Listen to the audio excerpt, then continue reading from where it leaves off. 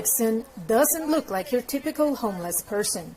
He was once a counselor for teenagers in trouble, but these days he lives on the streets after falling on hard times. The toll it takes on the body physically, psychologically and emotionally, having to get back and forth just to get breakfast, lunch, dinner, clothing, shelter. And now there is COVID-19.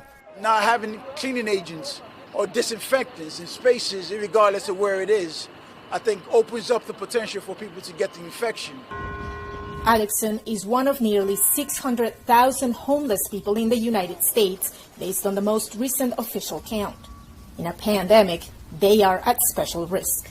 Of the 527 COVID-19 deaths in Washington, 20 were homeless people.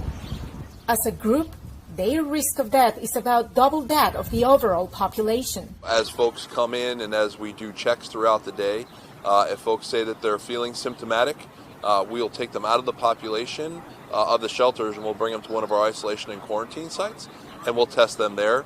If that comes back positive, then we'll go back and we'll find the close contacts for that person and also ask them to come into our isolation and quarantine as well. Around the country, officials had to stop shelters from becoming a breeding ground. About a couple weeks into the pandemic, people quickly realized that it was spreading inside shelters very, very, very fast. And a lot of the focus was to do what we call deconcentrate shelters. So they started moving people out of shelters into larger spaces.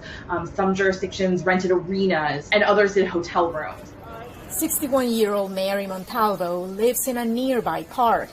She gets food and hygiene products from local nonprofits and churches. But a new mask, that is tougher. We try to give one, I'd say, every second or third day. But many of the people lose them. Where do you go if you need to wash your hands? That's very difficult. I go inside the church here, but I have some cleanser that I carry in my jacket, and I use that. COVID-19 has made it harder for those like Michael Williams, who's looking for work.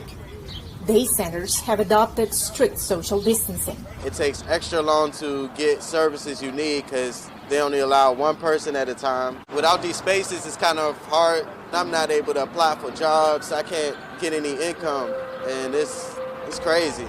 U.S. unemployment is at a staggering 14%. A Columbia University study projects the homeless population may grow 40 to 45% this year. I expect that if unemployment continues to stretch for a long period of time, that we will start to see decreases in rent payments and we will start to see evictions. The U.S. Department of Housing and Urban Development has announced almost $3 billion in aid for homeless Americans and those at risk of losing housing.